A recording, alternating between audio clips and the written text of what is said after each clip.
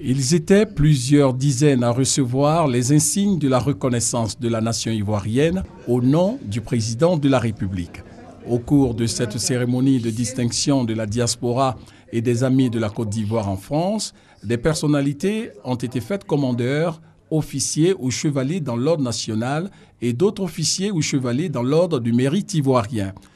Tout a commencé par une série d'allocutions, au cours de laquelle l'ambassadeur de la Côte d'Ivoire, Charles Gomis, a remercié la grande chancelière pour l'honneur qu'elle fait à toute la diaspora ivoirienne.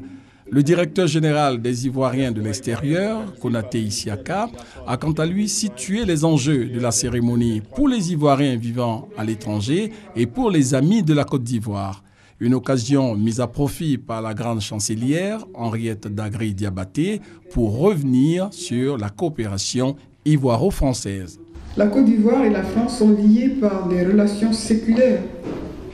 dont les plus remarquables sont celles initiées par le premier président de la Côte d'Ivoire, le président Félix Houphouët-Boigny, plusieurs fois ministre dans différents gouvernements français. Ses successeurs, notamment le président Alassane Ouattara,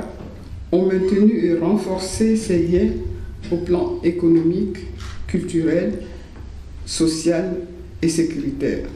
Présent à cette cérémonie pour dire sa reconnaissance aux amis de la France ayant apporté une contribution à la réussite des récents Jeux de la francophonie, le ministre-gouverneur du district d'Abidjan, Robert Begré-Mambé, a apprécié l'initiative de la grande chancelière. C'est un signe pour nos frères et sœurs qui sont dans la diaspora que nous saluons et les amis français qui au quotidien apportent leur contribution au rayonnement de la Côte d'Ivoire sont aussi pour nous une richesse. Je le regarde plutôt comme un chemin et une voie à ouvrir pour que nous allions toujours plus de l'avant au service de la Côte d'Ivoire, au service de nos liens d'amitié avec la France, au service de la prospérité de nos deux peuples et au service d'un continent africain où la Côte d'Ivoire est aujourd'hui en situation et en position grâce à la modernité que le président Alassane Ouattara est en train de donner à la Côte d'Ivoire, de devenir le fer de lance d'une Afrique du XXIe siècle. Les différents porte-parole des récipiendaires ont exprimé leur reconnaissance au président de la République de Côte d'Ivoire, Alassane Ouattara,